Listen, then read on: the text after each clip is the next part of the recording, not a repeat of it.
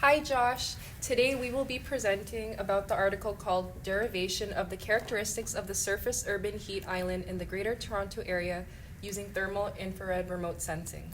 By Cheng-Min Ye, Min-Jae Wang, and Jonathan Lee. Here is our outline. So the background of the study.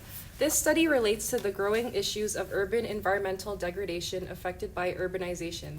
It discusses the differences in trends between air temperature and surface temperature in downtown Toronto and the industrial areas in the Greater Toronto Area of Ontario between 1984 and 2014.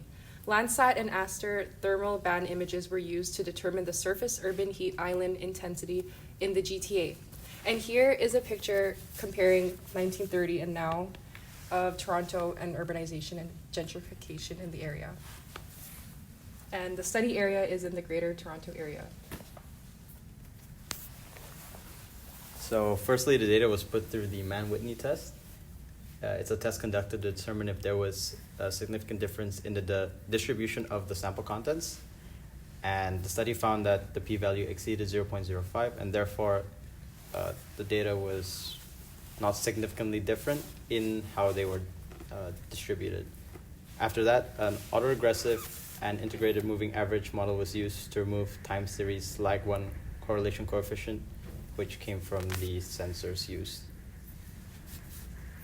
Following this, they calculated the top of atmosphere radiance using the following equation, where Rmax and Rmin are radiance extremums and Qmax and Qmin are extremums of digital number to store cell values.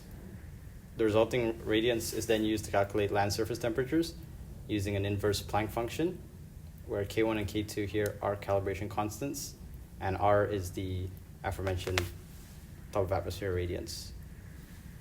Some notes about their methods. They mentioned that field data, some data was incomplete for some locations in earlier records, being the one from 1984. And land surface temperature is based on at-satellite brightness, and therefore it's prone to error from the effect of surface emissivity and atmospheric correction parameters. Additionally, land surface emissivity is assumed to be 1 because the study hopes to discover long-term trends and patterns rather than directly predicting temperature values. Additionally, the LST values were validated by comparing the weather station air temperature records, where the land covers were corresponding. And here it comes to the result part. Firstly, land use. Hot areas of high surface urban heat island and intensity are observed in the central portion of the city. Commercial areas typically have higher mean values of the land surface temperature compared to that of the park. Secondly, population. The surface urban heat island is not only influenced by real heat foam, but also can be shaped by the degree of human activities. Therefore, a relationship between population change and surface urban heat island is possible. Thirdly, road network. As the figure shows on the right, the land surface temperature enhances as the increasing of road network density. The high traffic volume found closer to the city center generates more heat than nearby low-level streets. As for NDVI, Natural Difference Vegetation Index, areas of high SUHI intensity coincide with areas of low NDVI values. This suggests a possible correlation between the two variables.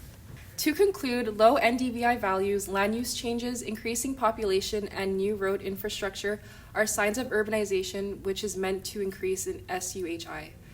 The results also show that there is a mild increasing trend of land surface temperature for downtown Toronto and the very far rural weather stations.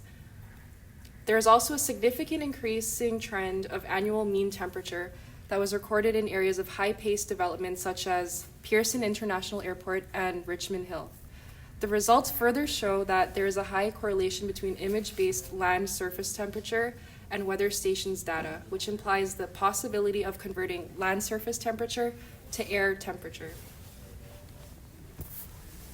And finally, our closing thoughts on the article. We start with the good parts. We felt that the study presented the relationship between land characteristics and the urban heat island effect very well.